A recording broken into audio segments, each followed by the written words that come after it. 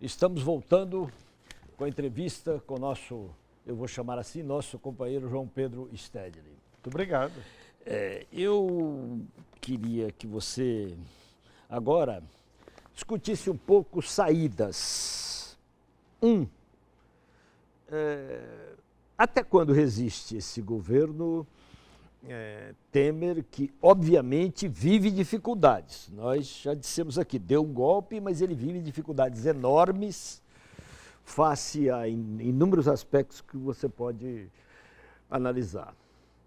Não acho, tenham eles um programa, você já disse, mas é importante acentuar, um programa para resolver a crise. Eles não têm um programa para resolver a crise.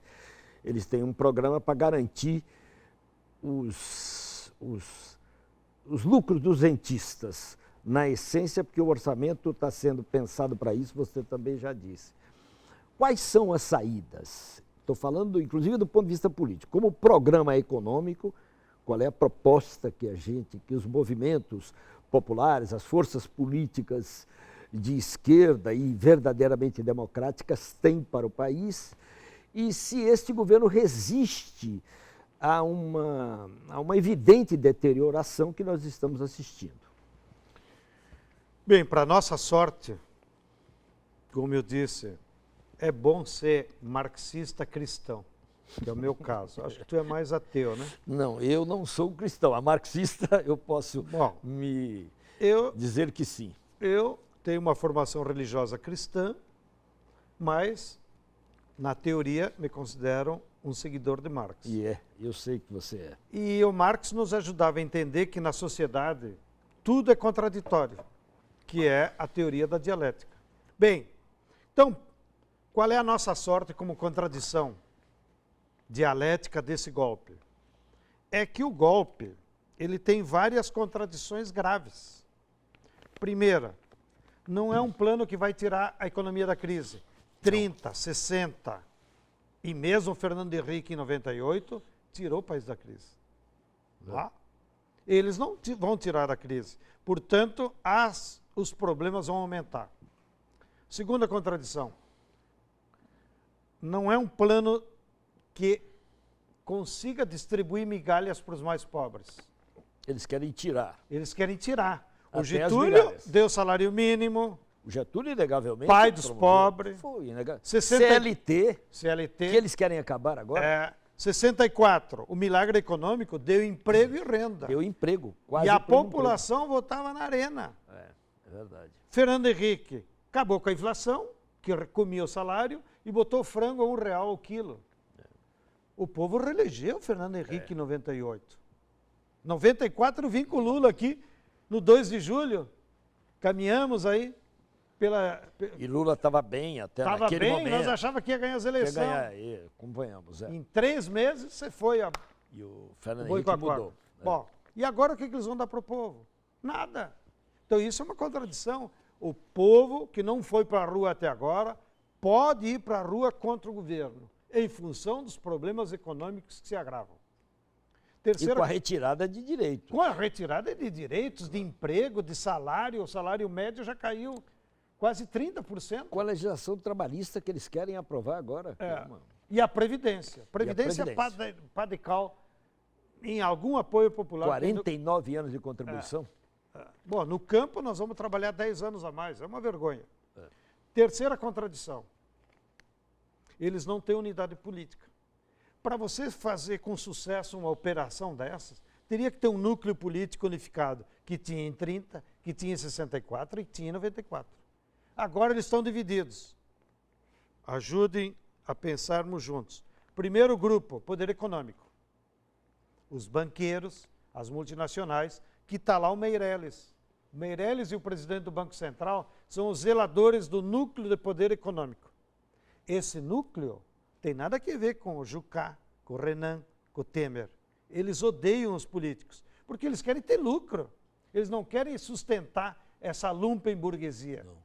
Porém, há um segundo grupo, que é desses políticos do PMDB, que eles têm poder político, eles têm as leis na mão, claro. Mas eles não representam a burguesia produtiva e o capital financeiro.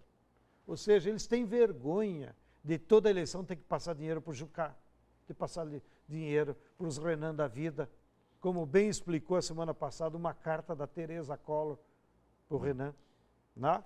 Bem, agora, só para complicar, a chamada burguesia produtiva também enfrenta dificuldades grandes neste momento face ao privilégio concedido quase que exclusivamente ao capital financeiro. claro, A própria burguesia a própria produtiva burguesia. a que você se referiu, né? E A os deputados, em vez de fazer leis que possam tirar essa burguesia da crise econômica, as leis é tudo em proveito próprio.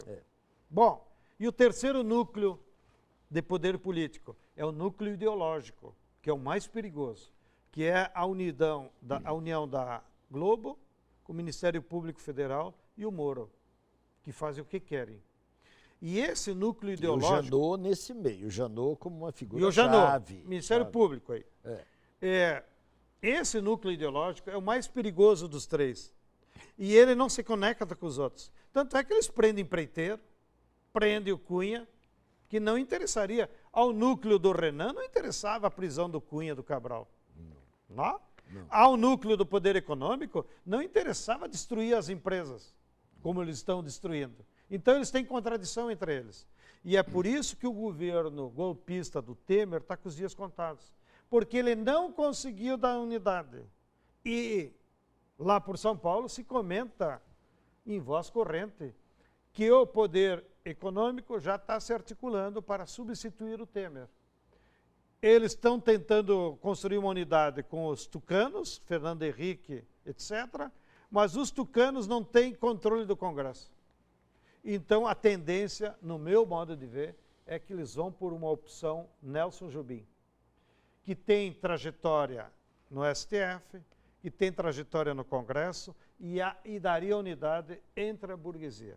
E colocaria, de certa forma, inclusive, limites na Polícia Federal, porque ele, como bom gaúcho, tem um espírito de prepotência aí, que eu acho que ele retoma as rédeas da própria Polícia Federal. Então você está dizendo que há uma possibilidade de eleição indireta em 2017, já que eles deixaram passar o ano para julgar o caso da chapa Dilma e Temer, você está dizendo que há uma possibilidade de eleição indireta pelo Congresso. Eu acho que é o que vai acontecer entre janeiro e março, porque eles não têm muito o que esperar.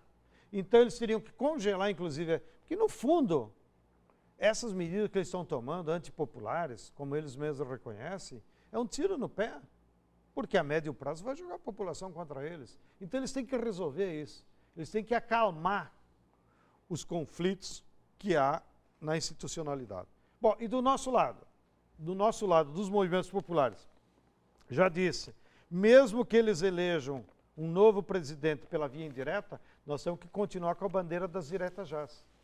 E não só direta para o presidente, diretas para o Congresso. Então, eleições gerais, que poderia ser antecipada, digamos, em termos de calendário, para outubro. Então, sobra o Jubim, tá bom, nós não temos como evitar, mas continuar botando o povo na rua, sinalizando, ó, para essa crise política, só o voto dá legitimidade para o governo. Então, quem quiser defender suas ideias para sair da crise, dispute na urna. Não? E nós iríamos com o Lula. Ou outros setores de esquerda, podemos ir com o Ciro Gomes. Não? A Marina Silva também é candidata, embora, minha opinião pessoal, que a base eleitoral da Marina é apenas a Igreja Assembleia de Deus. Ela não tem mais, ela perdeu a base na esquerda e entre os movimentos ambientalistas. E com o programa econômico? O programa econômico, para sair dessa crise, ele tem que avançar mais do que foi o neodesenvolvimentismo do Lula, baseado em alguns pilares fundamentais. Primeiro, tu tem que ter um programa de emergência, de reindustrialização do país, voltado para indústrias do mercado interno. O nosso grande valor como sociedade é que nós somos um mercado de 205 milhões de pessoas.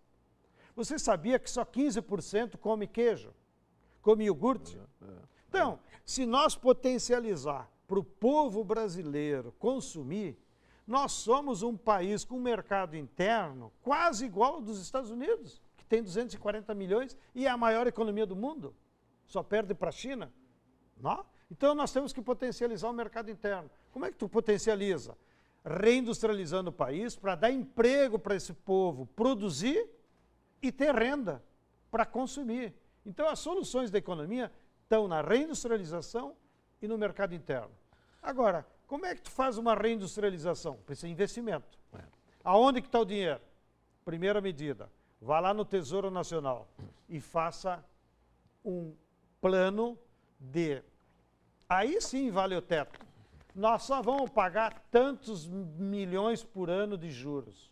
O resto nós vamos aplicar na indústria da construção civil para fazer casa para todo mundo. E por trás de uma casa, olha o que tem.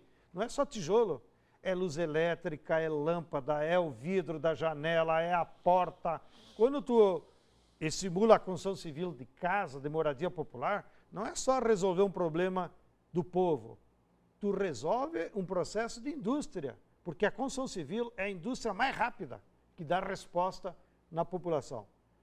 Outra linha, outro pilar, investir pesado na produção de alimentos saudáveis.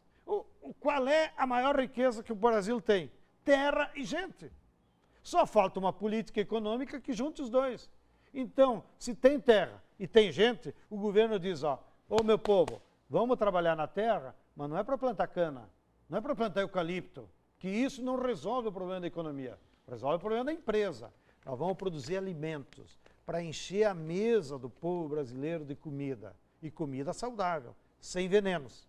Então nós teríamos, com esses pilares, um amplo programa que vai gerar emprego, então seguraria a população no campo, e investimento na indústria. Primeira fonte do dinheiro, Tesouro Nacional. Para de pagar juro e bota na indústria. Segunda fonte, que até o Lula já está dizendo por aí. Nós temos 300 bilhões de dólares, Emiliano, de reservas em dólar. Aonde está esse dinheiro? Num cofre do Banco Central? Não. Ele está depositado em Nova York, em bancos americanos. Quantos americanos nos pagam de juro por essa reserva? 0,2% ao ano. E o próprio governo, que tem que pegar o dinheiro emprestado para fazer o giro de caixa, está pagando na Selic 14,50 aos mesmos banqueiros. Então, o que o Lula diz? Internalize 100 bilhões de dólares, que está lá em Nova York, parado, dormindo, que não tem, é um capital fictício, como diria o Marx, é uma ficção, né? Não tem função social nenhuma. Traz esses 100 bilhões para a economia brasileira, isso vai dar 400 bilhões quase de reais na mão do governo, bota na Caixa Econômica e vamos botar na agricultura familiar, vamos botar na construção de moradia para o povo, né? Vamos botar na infraestrutura social, encher as cidades de metrô. Sem metrô, as nossas cidades estão virando um inferno. A classe trabalhadora está gastando 2, 3 horas para ir trabalhar, já chega cansada, né? Trabalha, passa a vida inteira, não é mais para trabalhar. Agora é só no transporte público. Então o governo tem que investir pesado em metrô. De novo, quando tu constrói um metrô, não é porque vai transportar o trabalhador.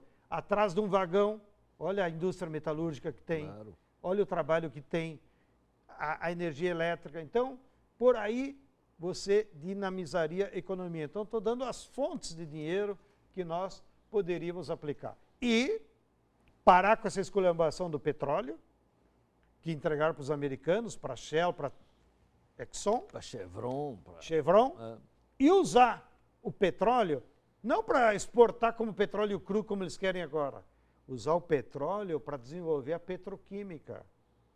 Porque as pessoas não se dão conta, essa minha caneta é de petróleo. Então, se você bota a caneta em milhões de estudantes secundaristas, tu ativa uma indústria. Claro. Esse meu óculos é de petróleo aqui, as hastes. Tu ativa a economia pela petroquímica. Em vez de queimar o petróleo nos automóveis, vamos utilizar o petróleo na petroquímica para fazer produtos, milhares de produtos que nós podemos fazer em benefício da população. Então, essas são algumas das ideias econômicas, né, que nós temos debatido com os economistas da Frente Brasil Popular. Nós temos uma plataforma de saída da crise e entregamos já para o Lula. E agora nosso trabalho é justamente fazer esse trabalho de explicar para o povo. A crise econômica tem solução, as propostas são essas, são mais de 19 propostas que nós reunimos na última plenária nacional. Para te dar outro exemplo, a reforma tributária. Os únicos que pagam imposto nesse país é pobre. É pobre. Através do ICM. E os ricos não pagam. Então tem que fazer uma reforma tributária e aí você arrecadaria dinheiro para fazer investimentos públicos. Nós estamos caminhando já para a reta final da entrevista. Eu só queria, para finalizar, que você nos respondesse sobre, nós temos poucos minutos, 2 ou 3 minutos, mas que você, com a sua capacidade de síntese, nos dissesse se as forças de esquerda e democráticas já chegaram a um acordo para tudo isso que você está pondo. Essa coalizão de esquerda, eu acho que ainda é uma vontade política. É uma espécie de idealismo entre os dirigentes, aquilo que na sociologia nós chamamos os mediadores do povo. Mas isso só se viabiliza quando essas ideias forem discutidas com o povo. Então essa é a nossa tarefa. Me permitem a expressão. Nós temos que cagar e andar pelo que acontece em Brasília. A nossa missão como militante social é debater com o povo, explicar para o povo que a crise tem saída, para que o povo se convença. E estimular para que ele se mobilize para enfrentar essa crise. E que o povo se mobilize, vá para as ruas, vá para as praças, para debater essas ideias. E aí, então, nós poderíamos produzir nos próximos meses e anos um novo reascenso do movimento de massa, de botar 1 milhão em São Paulo, de botar 1 milhão no Rio de Janeiro, botar 1 milhão aqui em Salvador, que se transforme numa força política para conquistar as diretas já, para sair desse governo golpista e aprovar em praça um programa econômico que tire a sociedade brasileira dessa crise que nós estamos metidos. Muito bem. Estamos chegando ao fim de mais essa TVE Entrevista Especial. Queremos agradecer de coração a presença aqui entre nós, com sua capacidade de análise, com seu...